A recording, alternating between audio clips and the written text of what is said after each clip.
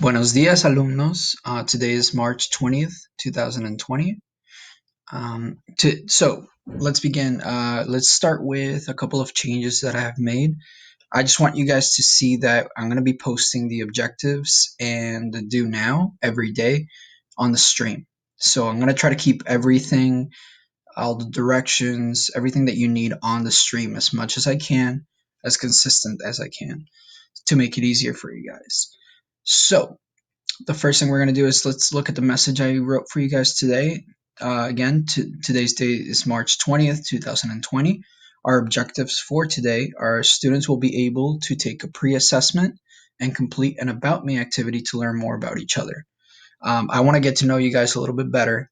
Usually I do this in the classroom, as you guys know, and it's an activity where you guys complete it. You tell me a little bit about yourself, and I usually spend the class time telling you about me so you guys get to know me a little bit better. I'm going to do that today as well, but it's going to be a little different. So your do now is just basically to complete the assignments. You're going to have a video in this assignment added on later. You won't see it right now because I'm making it. But basically, you want to watch the video. I've decided to use YouTube as a form for us to communicate. So I will be making these recordings using the Streamcast, and then I'm going to be uploading them to YouTube so you guys can see the recording and have access to them a lot easier. So just watch this video that I'm making now. I'm going to go over what the pre-assessment looks like and how to do it, and then I'm going to show you the About Me. Your second step today, or your second task, is to complete the pre-assessment. This pre-assessment, again, I've mentioned it in the syllabus, is not going to count against you. It's data that I need to collect to make the class better and so that I know where you guys are starting off from. And the third task you have for today is to complete the About Me. This should be a pretty fun activity. I'm going to give you a couple of different options about how to turn it in because again, this is something I usually do in class and it's on paper, so let's just see how it goes, okay? Now let's begin with the pre-assessment.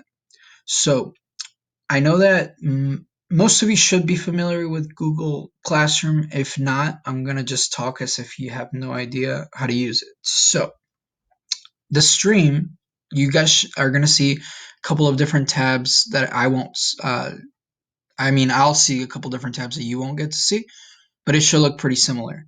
So the stream is kind of like your news feed on Facebook. It basically everything that I post will be there. Assignments, announcements, everything.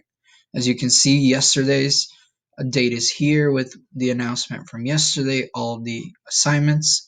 If you keep scrolling up, here's today's assignment, and this is the pre-assessment. Now, you also have this tab right up here called classwork. You guys have that tab too. So if you click on it, this is the one that brings you to the actual assessments we're going to take. You see a bunch of drafts here. This is all the assignments I have for you guys, but yours will be green. You will see this today. Vocabulary pre-assessment. Okay. One last thing I forgot to mention is that on the stream here in the corner, this is pretty important. It tells you what's upcoming, things that are due. So this assessment is you guys have until Sunday to turn it in. Again, it's data for me, so I'm not really worried about it being turned in quickly. So you have until Sunday to do it, okay? All right, now let's take a look at what the assessment looks like. You'll be able to open it up on the classwork section. I'm just going to open it up right here. And this is what the pre-assessment looks like. Now, I use this pre-assessment for two reasons. One is to collect the data for myself, but also it gives you a nice little preview of what the exit tickets or the formative assessments are going to look like. Also, the summative assessments look pretty similar in style. So here you have the Así se dice level 1 vocabulary pre-assessment. Don't worry about putting in the name or the date because I'm going to see that since you're doing it on Google Sheets. So the vocabulary, again, here, just try your best. If you don't know the answer, all right, you can guess if you want to. But if you really don't know the answer, what I'd like you to do is just type in something like, I don't know. All right. Don't leave it blank because I want to see that you attempted it. You can either write, I don't know, or you can just try to guess one of the letters. Okay. There's only 15 questions, so it shouldn't be too bad. Here, if you happen to know what these words are in Spanish, go ahead and write them in. I'm not going to count spelling. Don't worry about that. Just try your best. And then for part C, you're going to match the Spanish verbs with their English definitions. So what is enseñar, hablar, estudiar, usar y mirar? Okay? Only 15 questions. Again, if you don't know the answers to these, don't worry. It's not going to count against you. Just type in I don't know or guess as to what the letter would be. All right. If you have any questions on this, obviously feel free to send me an email. Now, the second assignment I have for you, this one's kind of fun. Basically, I have this thing called Todo sobre mí, everything about me, and it's just a way for me to get to know you guys better. So what I'm going to do is you have a couple different options. Obviously, this is on a PDF. So for those of you that can do it, what I'm going to ask that you do is that if hopefully you can print this out, complete it, color it in, make it nice and neat. If it's possible for you to scan it onto your computer and then upload it, you can do that. And you can send it to me through an email. Another way that you can complete it is I'm going to write directions on the stream, and you can just make me a list of all of these things. I'm going to try to make a template for you so you have an idea. But basically, like if you can't upload this to me or show it to me, what I would like you to do is type in things like write this word down and then next to it, fill it in. This should be your name. What is your birthday? So you can kind of just make a list, all right? If you're having trouble completing it or turning it in. I understand this might be a little tricky for some of you. Some of you might not have a scanner. And it's not, you can't really edit it, so you kind of have to do it on paper. So you can try to do it that way. Another option would be to print it out, complete it, and then take a picture of it. Upload a picture, okay? And then just send it to me either through email or something. Again, be really careful. If you're going to take a picture, make sure it's just a picture of this. You don't want to give away any extra information, or you want to be careful with what you post, okay? We're all trying to be careful at this time. And yeah, so those are the two assignments. You have a pre-assessment to do, okay? And you have this about me. If you can complete the about me, that would be great. That way I get to know you guys a little bit better. And I'm basically gonna go over some of this stuff so you guys get to know me better.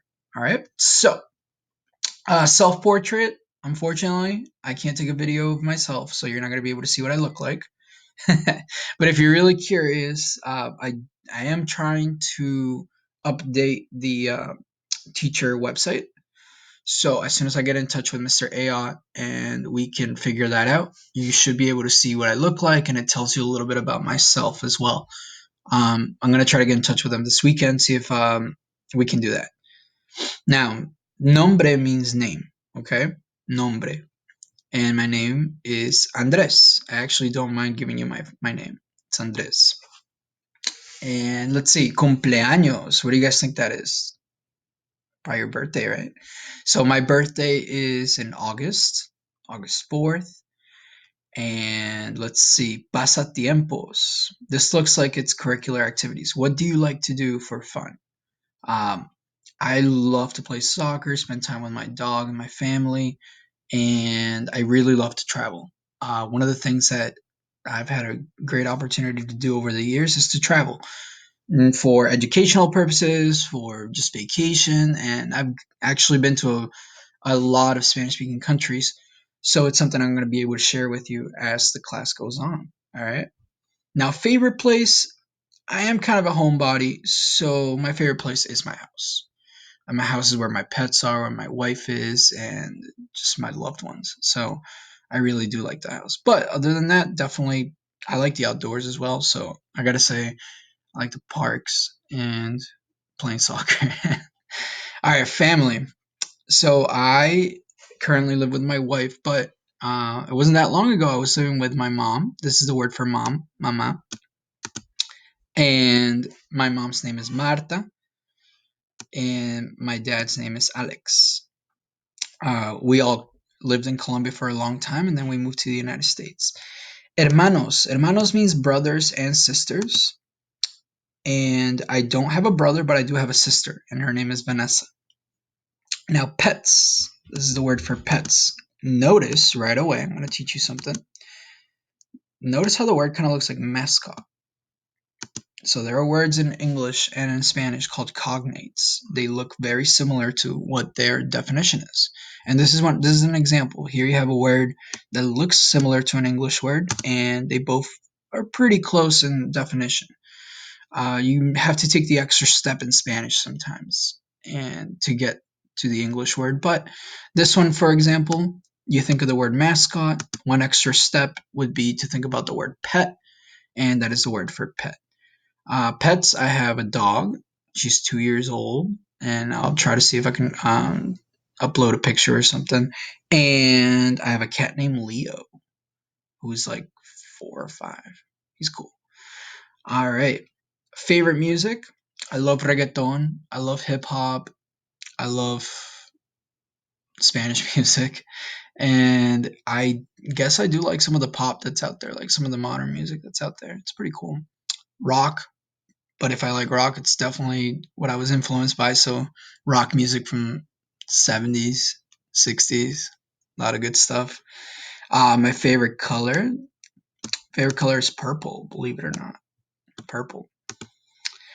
Favorite school subject. All right. Notice again. Look, another cognate. You have that word favorita. Kind of looks like the word favorite. So that's what it means. Favorite. Favorite school material. Look, another one. Materia. Material. Favorite school subject or material would be, I don't know. I really liked science growing up and math. I was really good at math for some reason. Still don't know why. But those were my two favorite ones. I just really like school, to be honest. Oh, and social studies. And never really thought I was going to be a Spanish teacher, but here we are. All right. Now, favorite food. My favorite food would have to be this thing called sancocho. Now, the students from the last 2 trimesters have been doing a project where they pick a country. As you know from the syllabus, it's called Los Países. And just the other day, we were talking about the foods from the different countries, and some of the students worked on Colombia. They were showing me pictures of sancocho, and it was so good. So, favorite food, sancocho. I really like. I really like my rice and beans. Yes, I know. But other foods, let's see. I like pizza. I gotta say, I like a lot of home food. You never really appreciate your food from home until you move out. Trust me. All right, and favorite vacation spots. My favorite vacation spots. I really, really liked when I went to the Dominican Republic a couple of years ago. So I gotta say, my favorite vacation spot is this place called Punta Cana in the Dominican Republic. Beautiful beaches, nice weather, and it was just so nice down there. Um, I do like visiting cities. I've been to Chicago, New York City. I actually lived in New York City for a couple of years. So I really like the big cities too. I see them as vacation spots as well because there's lots to do. Not during this time, but there is stuff to do. All right. So that concludes the about me. Now I'm gonna just finish telling you a little bit more about myself, basically where I come from and what I've done. So I'm gonna go back here. So we're using this. You're looking at class 8AA. I'm gonna try to switch it up every day so you can see a different one. But it's cool that I'm showing you this one because this, if you're looking at this is a map of South America here. This is where I come from. This is my country, Colombia. I lived there until I was 8 years old, and then I moved with my parents to, of all places in the United States, I moved to Goshen, Indiana. So when I moved to Goshen, Indiana, I was one of the only Spanish people there, and I learned English by going to school. I took ESL classes. I learned a lot by watching cartoons when I was little because you would come home and you'd want to watch something in your language, but there was a lot of only English, so that's a great way to learn too, being immersed in the other culture and kind of forced to learn, but I took it as an opportunity to learn another language, and I was very open minded, so that helps a lot. Cartoons, kids, if you get a chance to watch cartoons in Spanish, I highly recommend it. The language that they use is kid friendly. The topics and the themes that they talk about are things that you're probably going to be more open to, and it's going to be things that you're more interested in. So you're going to be more receptive to the language. So if you get a chance to just, even if it's on Netflix and you can switch the subtitles or you can switch the language to Spanish, I mean, that'll help a lot. All right. It really does. Also, so I moved to Goshen, Indiana. I lived there for about 3 years, and then I moved to New York City. So I lived in New York City for about 4 years. I went to middle school there, and I really enjoyed it. I made a lot of friends, made a lot of connections. One of the things I'm going to mention a lot is that the different cultures that I've actually been able to be not only exposed to, but I've had good communication with. For example, when I lived in Indiana, the biggest Spanish speaking community was people from Mexico. From Mexico. All right. So I do know some of the slang, some of their culture, the things that they like to eat, the music, everything. I've been exposed to it, and I remember a lot. Also, when I moved to New York City, some of the biggest Spanish communities there, Ecuadorian, people from Venezuela. So the country's right over here. Venezuela, people from Ecuador. I had a friend that was from Peru, and you really learn a lot because it's a huge melting pot in New York, especially where I lived in Queens. Uh, Lots of different cultures and things to learn. So I learned a lot about, again, things like foods, the different types of music, the different dialects and the way they talk. Really cool things. And yeah, and then for the majority of my life, I actually, after middle school in New York, I moved to Amesbury, Massachusetts. That's where I went to high school, and I loved it there when I was there. I graduated, and after I graduated from Amesbury, I went up to Plymouth State. That's where I went to school. So yeah, New Hampshire, baby. So I went to Plymouth State, graduated there with a degree in psychology, and that's where I fell in love with teaching kids. I was asked by one of my teachers to be a tutor for my classmates. I was like, okay, I'll give it a try. It was for a math class, a psychology stat scores, and some of my classmates were having a really hard time. For some reason, I found it not to be too hard, and when I started teaching them how I learned it and the way to go about it, that's what sparked um, this great opportunity and this great desire for me to teach other people and be able to share the knowledge that I know. So from there, I graduated with my degree. I worked in therapeutic mentoring for a while, helping kids who had social skills, who needed social skills, coping skills. And last but not least, I've the last 5, 7 years before I came to Pelham, I was working in Lawrence. I was working in Lawrence in an elementary school.